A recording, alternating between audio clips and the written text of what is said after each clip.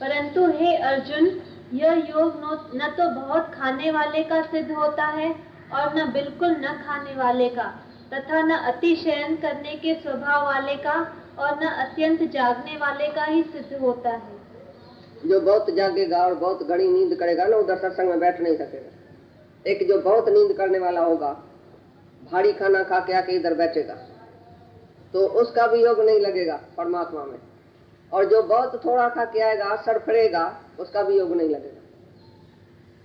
जो रात को नींद नहीं करेगा और जास्ती नींद करेगा, दोनों का योग नहीं लगेगा।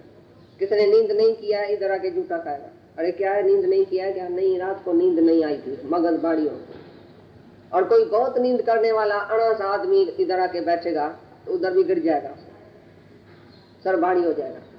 नहीं, बहुत नींद नहीं, थोड़ी नींद नहीं, बहुत खाना नहीं, थोड़ा खाना, पूरा खाना, पूरा पीना, पूरा रहत ध्यान, हेमा सुख जी खान, सब कुछ जिसको पूरा है, माना शरीर के लिए भी बोलता है भाई, शरीर को भी पूरा खाना, पूरा पीना, पूरी नींद, पूरा आराम जिसका है, उसका योग जल्दी लगता है। जिस दिन वो नींद नहीं करेगा, खाना जास्ती खाएगा, भारी खाएगा या बिल्कुल नहीं खाएगा, उसका भी योग नहीं लगेगा, वो गिरेगा के इधर। नहीं, एकांत में बैठेगा तो नींद आ जाएगी।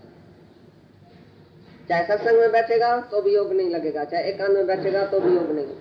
मगर को ताकत ही नहीं होगी तो आत्मा का, परमात्मा के ध्यान कैसा लगेगा उसका? तो शरीर के लिए भी बोलता है तो पूरी रहत जान होनी चाहिए, तभी ये योग जल्दी लगता है। यह दुखों का नाश करने वाला योग तो यथा योग्य आहार और विहार करने वाले का, तथा कर्मों में यथा योग्य चेष्टा करने वाले का और यथा योग्य शयन करने तथा जागने वाले का ही सिद्ध होता है। यथा योग्य, जितना तुमको शक्ति होवे उतना खाओ, उतना पियो, उतना घूमो, उतना कर्म में चेष्टा होनी चाहिए। शक्ति किसको है? नहीं, कर्म करता है सारा दिन, थक के मांदा होके, दिल की धड़कन हाथ पांव के डरेगा उसी का। ज़ईफ आदमी वो जास्ती काम करता है। तो यथा योग कर्म में चेष्टा। जब भी तुम्हारे से नहीं पूजे तो एकदम आराम करो, जब भी पूजे तो अच्छी तरह से काम करो। यथा योग्य, जितनी तुम्हारे में शक्ति होवे उतना खाना, उतना पीना, उतना घूमना, उतना बंद करना, उतना शयन करना, उतना आराम करना, उतना सोना, जितनी तुम्हारे को यानी जरूरत हो ऐसे शरीर। और कर्म में चेष्टा भी पूरी पुनी होवे, नहीं बहुत जास्ती और नहीं बहुत कमती। कोई सुस्त आलसी है, कर्म करता ही नहीं है, तो भी योग नहीं लगेगा, सोया पड़ा है, मैं तो सेवा लूंगा, मैं करूंगा नहीं। एक है जो सारा दिन बैठा रहता है गधे की तरह, अरे बैठो, अरे शांत करो, अरे शांत करो। कर्म में प्रवृत्ति सारा टाइम, मन चलता रहेगा, मैं करूं, मैं करूं, मैं उठूं, मेरे को ये करने का है, मेरे को ये करने का है, बैठ नहीं सकेगा। तो यथा योग शक्ति से खाना पीना, बैठना सोना, कर्म करना, ये भी यथा योग शक्ति से करो। जितना तुम्हारे शरीर से होवे उतना करो। जितना उसको आराम की जरूरत है आराम दियो, खाने की जरूरत है जिस टाइम एकदम खाना दियो, पेट्रोल की जरूरत है पेट्रोल दियो, पानी की जरूरत है पानी दियो। सब बात पूरी होगी शरीर की, तभी आत्मा से योग लगेगा, परमात्मा से, नहीं तो नहीं लगेगा।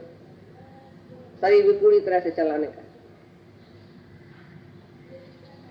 इस प्रकार योग के अभ्यास से अत्यंत वश में किया हुआ चित्त जिस काल में परमात्मा में ही भली प्रकार स्थित हो जाता है, उस काल में संपूर्ण कामनाओं से स्पृहा रहित हुआ पुरुष योग युक्त ऐसा कहा जाता है। योग युक्त जा लक्षण बुझे, तो जिस काल अत्यंत वश में किया हुआ, वश हुआ है चित्त जिसका, माना चित्त में चित्त ना किसी बात की नहीं चलती है, चित्त भी वश है, मन भी वश है, इंद्रियां भी शांत है, उसी काल में परमात्मा में स्थित है, संपूर्ण कामनाओं से रहित, सभी कामनाओं स्पृहा से रहित योगी, जिसको कोई कामना नहीं है, चित्त जिसका शांत है, जिसको चित्त में चित्त बिना कोई भी नहीं चलती है संसार की, चित्त शांत है, मन इंद्रियां शांत है, बुद्धि जिसकी शांत है, आत्मा में जिसका योग है, उसको योग युक्त कहा जाता है।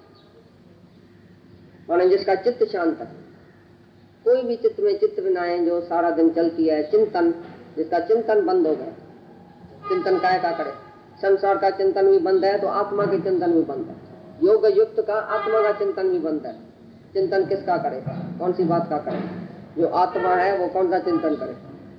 तो सब तरफ से चित्त जो है वो शांत हो जाता है, और कामनाएं और इच्छाएं और स्प्रिया से रहित योगी वही बोलता है तो वही योग युक्त है, योग में पक्का है। आत्मा परमात्मा का योग उसका पक्का हो गया। माना आत्मा परमात्मा में जैसे खलास हो गया, लीन हो गया, वह योग युक्त। इसको कोई इच्छा नहीं है, कामना नहीं है, चित्त वश में किया गया। चित्त की चित्तवनाएं जो है खलास हो गई।